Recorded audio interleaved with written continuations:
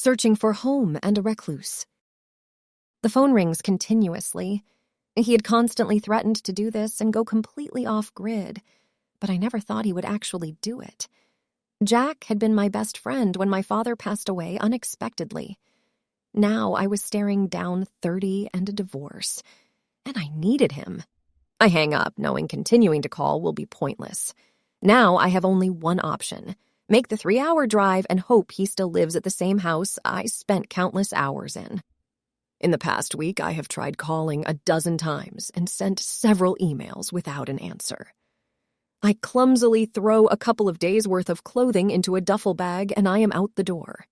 I throw the bag onto the passenger seat of my beat-up Kia Spectra, the first car I ever owned, and back out of the parking spot at my apartment building. My eyes glaze over halfway through the drive, consumed by every bad thing that could have happened. I knew there was a possibility Jack was dead. If he had gone off the grid, no one else might find him and it would fall to me. That was only if he was still in the same place. If he wasn't, well, I knew there would be no way I would be able to track him down. He would be another person lost to me over the years. It is partially my fault. When I married Evan 5 years ago, I stopped reaching out and poured myself into the marriage. Neither of the men in my life liked the other. At the time, I had thought it was best to keep them separate. Now, though, I long for that connection. I long to hear my best friend's voice again. The GPS yells at me to turn onto the back road leading to the house I fell in love with all those years ago. Jack has been a part of my life for 17 of my 30 years. I spent countless hours avoiding my mother or figuring out the meaning of life on the front porch or on the couch. Though it is a long shot, I hope he will have the answers I need. I am spiraling into depression. I'm not sure there is any saving me now. I'm not sure I want to be saved. I'm not sure the world is better with me in it. The road curves, and I speed through it, longing to reach my destination. Jack was never a prepper, but he never liked people. If you looked up antisocial in the dictionary, his picture would greet you. Showing up unannounced is a risk, but I'm willing to make it if it means seeing my best friend again. After what feels like an eternity, I pull into the familiar driveway. I can feel my heart racing, the anxiety building in my chest. I slowly breathe through my nose to the count I have memorized. It doesn't help. I step out of the car, prepared to be greeted by an angry Jack, but nothing happens. I decide to leave my duffel in the vehicle. In all likelihood, I won't be invited to stay. I reach the front door, take another steadying breath, and ring the bell. I am startled to hear the chime. I am about to give up hope when the door opens, revealing an older Jack. Outside of a few new wrinkles, the man looks the same gruff person I befriended all those years ago. I let out a breath I didn't know I was holding, taking in the sight of him. "Hi," I say, knowing it isn't enough to make up for the years I cut him out of my life. "Catherine?" Jack looks stunned at my presence, almost as if he can't believe what he sees. "What are you doing here?" I can't help but laugh. "Well, I tried calling." I don't know why I say it, but it's the first thing that pops into my mind. It is Jack's turn to laugh as he opens the front door wide for me to enter. "Well, come on in. You look good. How are things going?" I step inside and take in the familiar entry. The house is on 2 levels. The downstairs is the garages and rec room, and nothing has changed. Upstairs is the living area, complete with a kitchen, living room, and 2 bedrooms. I hope I'll be invited to stay in the guest room, but I'm not pushing my luck. "Well, I see nothing has changed, outside of you not answering any form of outside communication." "Oh, a lot has changed. I've cut everything. I don't have a phone or a computer, and I have limited electricity dependency. I installed solar panels a few years ago. Really, the only connection to the outside world I still have is cable television, and that is more for the news than anything else." I want to say I'm shocked, but I thought that was the case before I even arrived. I figured as much when my calls and emails went unanswered. I've spent the past week trying to get a hold of you to no avail. I was worried I'd drive here just to find you long gone or dead. I'm not sure which would have been worse, I admit. I curse myself because I can feel the tears beginning to form. I hate what I've done to this man and feel guilty for showing up out of the blue. Jack probably had no desire to see me again, and fear begins to creep inside me. Look, I can go. You have always done more for me than I deserve, and it isn't fair to show up back in your life.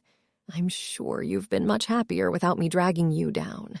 I turn to head back out the door and drive back to the small apartment I've currently rented. As much as I hate being alone, I know it is Jack's preference. I've interrupted it. Before I can make it outside, Jack's voice stops me. You are always welcome here, whether I know you're coming or not. I've told you that before, and nothing has changed. Why don't you come upstairs and tell me what is going on? I know you. You've got a look of terror, guilt, and loss broadcast on your face. The tears fall then, and before I can react, I am in his arms, enveloped in a tight hug. I can't speak for several minutes, lost in the emotions I've denied for the past few months. Once I regain composure, I nod and head upstairs to the couch. I don't have much to offer you to drink. I was going to do a store run tomorrow, but I can offer water and a bit of apple juice.